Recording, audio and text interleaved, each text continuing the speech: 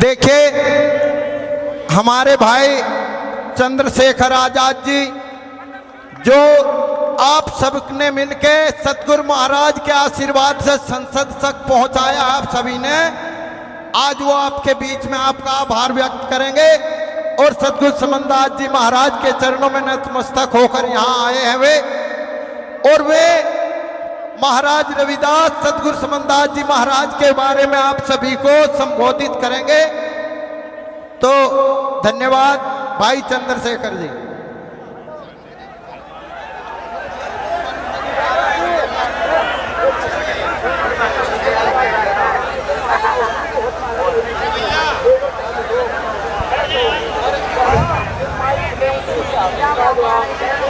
सतनाम, सत साहिब, जय गुरुदेव, धन गुरुदेव। ये जो इस लाइन में है ना, ये संतों का और व्यवस्था के जो हमारे जिम्मेदार हैं उनका आदेश है कि आप लोग बैठ जाओ। अगर आप बैठ जाओगे तो पीछे जो लोग हैं उनको मेरी आवाज चली जाएगी। बड़ी मेहरबानी होगी अगर आप बैठ जाएं। आपसे भी कह रहा हूं भाई, बैठ जाओ यार, बैठ जाओ। बोलिए संत श्रोमणी सतगुरु रविदास महाराज की, सतगुरु रविदास शक्ति, सतगुरु रविदास शक्ति। सतनाम, सत साहिब। आज गुरु गद्दी सुकरताल पर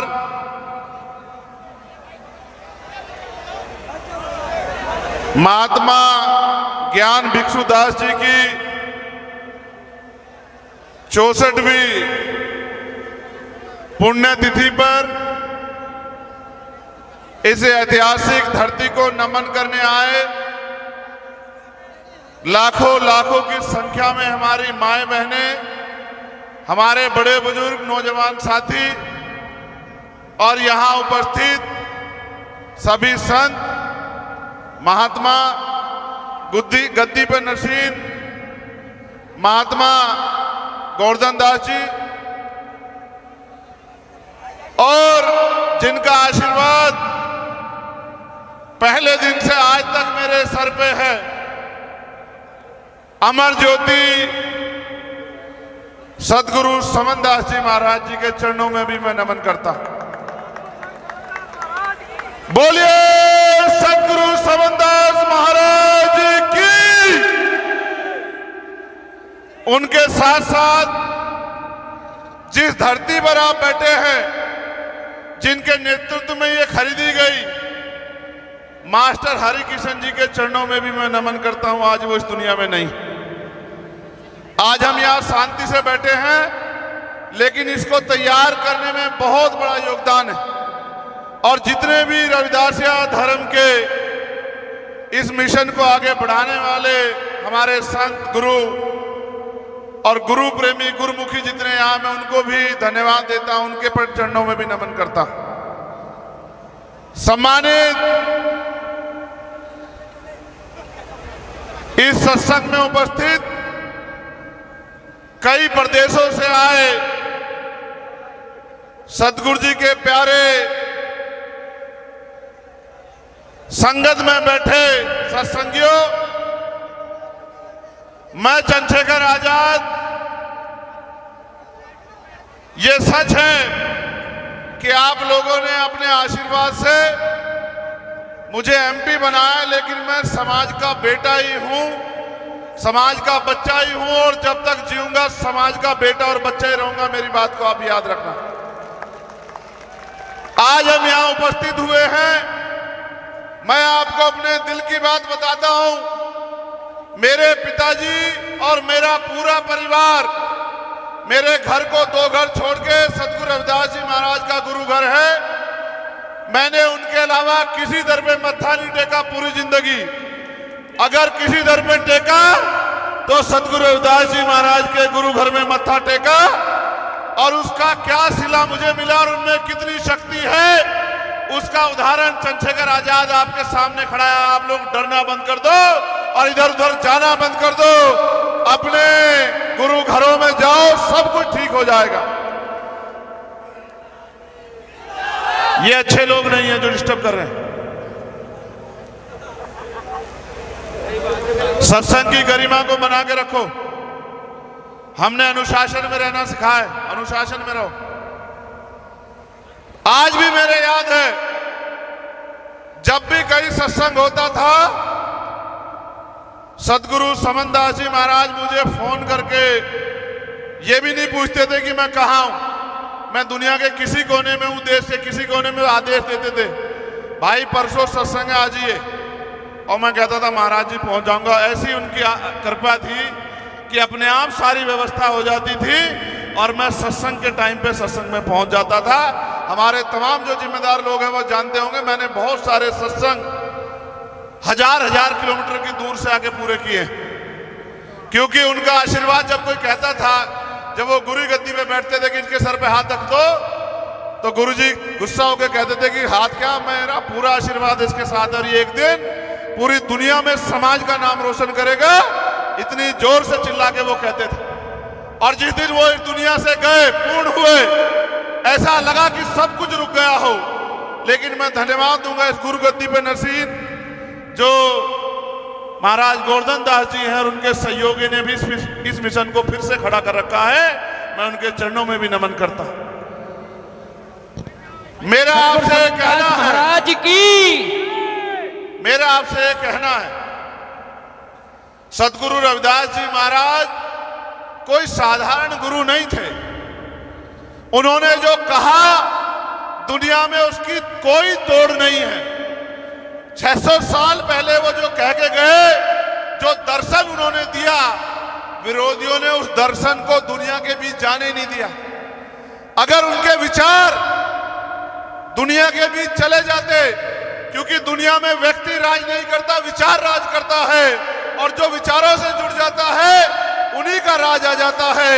जब तमाम तरफ राजा महाराजा राज करते थे, 600 साल पहले उन्होंने ऐसा चाहूं राज में जहां मिले सबन्नु अन्न और छोटे बड़े सब संबसे, रविदास रहे प्रसन्न। ऐसा राज जहां कोई ऊंच नीच ना हो, कोई छोटा बड़ा ना हो, कोई भेदभाव ना हो, कोई गरीबी अमीरी ना हो, किसी बहन बेटी का अपमान ना हो, किसी को खाने के लिए अन्न की, तन ढकने के लिए कपड़े की और सर ढकने के लिए छत की, पीने के लिए पानी की कोई समस्या ना हो, सब लोग मानवतावादी राज में रहे। ऐसे राज की कल्पना 600 साल पहले की। अगर ये राज की कल्पना जो लोग उस समय के सत्ता में स्थापित लोग थे कोई कर देता तो पूरी दुनिया में जय जयकार होती। लेकिन हमारे गुरुजी को और उनके विचार दर्शन को बहुत लंबे समय तक रोकने का प्रयास किया गया। मैं तो धन्यवाद देता हूं हमारे सिख भाइयों का कि उन्होंने गुरु ग्रंथ साहिब में सदगुरु रविदास जी वाणियों को सबसे ऊपर रखा, उनका इतिहास जिंदा रखा। और सदगुरु जी ने कहा मैं समाज को भी संदेश के तौर पे कह रहा हूं और बात सुनना, आपको समझ आएगी। एक बार संगत ने सदगुरु जी से पूछा कि गुरुजी हम इतनी मेहनत करते हैं, पसीना बहाते हैं, तमाम तरह के संघर्ष करते हैं, जमीन का सीना चीर के फसल उगाते हैं, फिर भी हम गरीब बेबस लाचार क्यों हैं? तो सदगुरु जी ने कहा तिरुपत एक सेज सुख सूता, सपनों भयो भिकारो, अजरत रात बहुत दुख पायो, सोगत भई हमारो।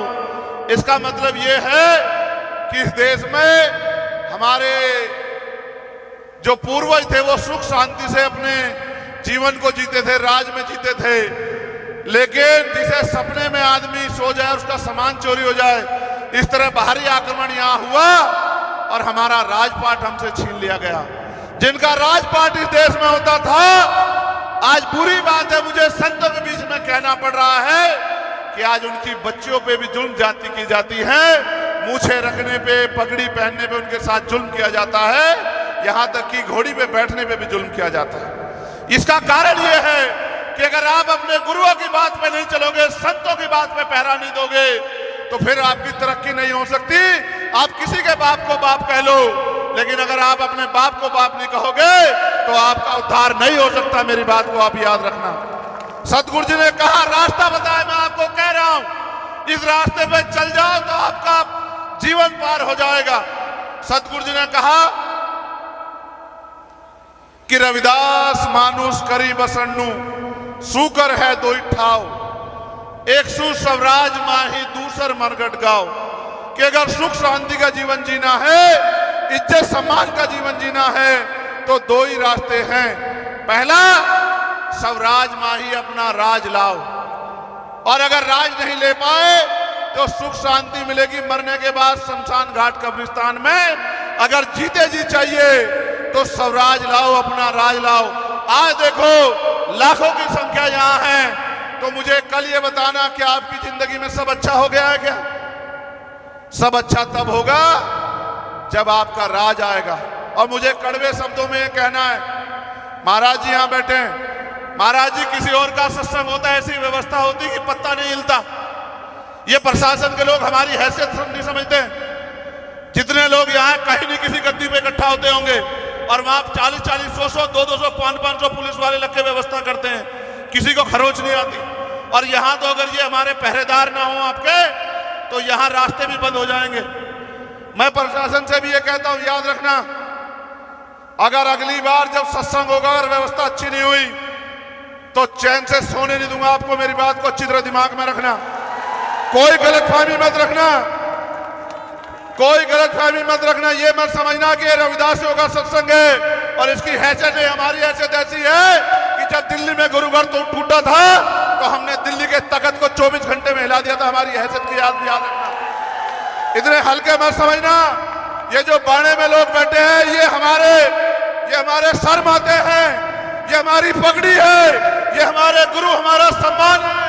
और अगर इनके सम्मान पे आ जाएगी तो फिर इसकी कीमत आपको चुकानी पड़ेगी। प्रशासन शासन के लोगों, ये बात आप याद रखना। मैं व्यवस्था देख के आया हूं, अगर हमारे लोग जिम्मेदारी ना उठाएं तो ऐसा लगता है कि यहां कुछ भी नहीं हो रहा है। ये बहुत गलत बात है। ये हम भी टैक्स देते हैं, दोहरा नहीं चलने देंगे। अगली बार सत्संग होगा तो व्यवस्था ऐसी होगी जैसी दूसरे लोगों के लिए होती है। और हमें किससे बुराई नहीं, उनके लिए और अच्छी करो। लेकिन हमारी माए बहनें सड़कों पे परेशान हो रही है, पानी में तमाम परेशानियां रास्तों पे, ये रास्ते भी नहीं बने। ये हमारी गुरु गद्दी है, इसका इतना मान है कि चाहे तो सत्ता को इधर पलट दे और चाहे सत्ता को इधर पलट दे। आप जानते नहीं हमारी गुरु गद्दी की ताकत को। मैं आपको एक जानकारी और देता हूं। जब तक इस देश में जिस दर्शन की बात मैंने की, जब तक बेगमपुरा दर्शन नहीं आएगा, इस बात को समझना, बेगमपुरा शहर बसाओ, बेगमपुरा शहर बसाओ। सतगुरु जी ने कहा बेगम का मतलब है बिना गम का राज, जिस राज में किसी की जिंदगी में कोई गम ना हो। जब तक बेगमपुरा नहीं बसेगा भारत की तकदीर बदलने वाली नहीं है। और बेगमपुरा दर्शन को इसलिए छिपाया गया, इसलिए दबाया गया कि लोग बेगमपुरा दर्शन से ना जुड़ जाए। फिर भी हमारे संतों की वाणियों ने बहुत लोगों को जोड़ लिया है। मैं आपको कहता हूं बेगमपुरा क्या है और बेगमपुरा राज आने से क्या आएगा। इस बेगमपुरा का प्रचार करने के लिए हम लोग जुलाई के बाद अगस्त महीने से एक यात्रा शुरू कर रहे हैं, मानवतावादी बेगमपुरा जागृति यात्रा, और पूरे प्रदेश में लेके जाएंगे जब तक बेगमपुरा शहर नहीं बसता। क्योंकि बेगमपुरा मेरा सपना नहीं है, बेगमपुरा सतगुरु रविदास महाराज जी का सपना है, हमारे कुल गुरु का सपना है, हमारी अस्मिता का, सम्मान का सपना है। और अगर किसी सपने को उनकी औलादें पूरी नहीं करती, वो औलादें अच्छी नहीं हो सकती हैं। मैं वचन देके कहता हूं इस मिट्टी पे कि जब तक मेरा जीवन है मैं पूरी ताकत लगाऊंगा कि बेगमपुरा राज आ जाए, बेगमपुरा शहर बस जाए, बेगमपुरा बिना गम का राज आ जाए, सतगुरु जी की इच्छा पूरी हो जाए। एक उनका खून, उनका बेटा होने के नाते बेगमपुरा राज लाने के लिए हम लोग पूरी मेहनत करेंगे। इसलिए समाज को दर्शन से जागरूक करने का काम करेंगे। और मैं फिर कह रहा हूं, नेता तो समाज ने बनाया हूं, लेकिन समाज का खून हूं। मेरे खून का एक कतरा कतरा आपकी इज्जत के काम आएगा। आप पे उठने वाली हर लाठी के लिए ढाल है चंद्रशेखर आजाद। इस बात का वचन इस गुरु गद्दी से आप लोगों को दे रहा हूं। मैंने सुख सुविधा के लिए रास्ता नहीं अपनाया, जैसे संतों ने बाणा समाज को दिशा दिखाने के लिए पहना है, उसलिए मैंने बाणा समाज को सही दिशा दिखाने के लिए पहना है। मैंने 16-16 महीने जेल काटी, आप जानते हो। 16-16 महीने मैंने दिल्ली में गुरु घर टूटने पे 96 लोगों ने 66 दिन तक जेल काटी, 250 लाठियां खाई। इतना जुल्म था, मेरे पैरों के नखून खींच ले गए, मेरी रीढ़ की हड्डी तोड़ दी गई। मैं घबराया नहीं कभी, क्योंकि मेरे सतगुरु महाराज का हाथ मेरे ऊपर था। और आप जानते हो 4-4 गोली चलाई गई मेरे ऊपर, 1 साल नहीं हुआ, यही महीना था, 4 गोली चलाई गई। और जो डरते हैं, इधर उधर जाते हैं, देखो सतगुरु रविदास जी महाराज का आशीर्वाद था कि आपका ये लाल जिंदा है, 4-4 गोली भी इसका कुछ नहीं बिगाड़ पाई। और उन्हीं का आशीर्वाद है, सबके रोकने के बाद भी 1.5 लाख वोट से समाज ने इज्जत की पगड़ी मेरे सर पे बांधी। मैं पूरी जिंदगी इस कर्ज को अदा करूंगा। मैं आपका खून था, खून हूं और खून रहूंगा। और मैं वचन देता हूं गुरु गद्दी पे बैठे हमारे गुरुओं को और सभी संतों को कि जब जब आपको मेरी जरूरत पड़ेगी, बिना बुलाए आपकी सेवा में हाजिर मिलूंगा। और अगली बार 1 महीने पहले इस व्यवस्था को मैं खुद देखूंगा। मैं देखूंगा शासन प्रशासन कैसे हमारे मान सम्मान के साथ खिलवाड़ करता है। अब तो आपने मुझे ताकत दे रखी है, अगर मैं 1 घंटे को बैठ जाऊं तो यहीं सारे अधिकारी नाचते फिरेंगे। मैं किसी वजह से अगर मैं सत्संग की गरिमा को नहीं समझता तो आज ही दिखाता इनको कि चंद्रशेखर आजाद क्या कर सकता है। मैं बहुत बहुत धन्यवाद दूंगा। और मैं पुनः संगत से अपील करूंगा कि अपने गुरुओं की वाणियों पे चलो। ये जो नशा, इसको छोड़ो। ये जो कुरीतियां, बुराइयां, इनको छोड़ो। अंधविश्वास, पाखंडवाद को छोड़ो। और ये जो दहेज प्रथा समाज में खड़ी हो गई है, जो कामयाब होते हैं दहेज दहेज दहेज, इसको भी छोड़ो, आपका भला हो जाएगा। और हेलमेट लगाया करो जब आप चला करो, अपनी जिंदगी की रक्षा करो। और नशे से अपने परिवार को दूर रखो। और ये तभी दूर, सतगुरु जी ने, समंदास जी ने कितने परिवार पार तारे, लाखों परिवारों को छुटकारा दिलाया। आप भी अपने बच्चों को समझाओ, तभी समाज आगे बढ़ेगा।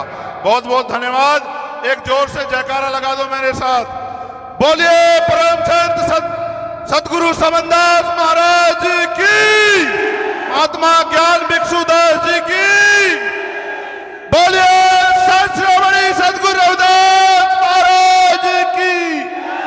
सतगुरु रविदास शक्ति, सतगुरु रविदास शक्ति अमर रहे। बहुत बहुत धन्यवाद।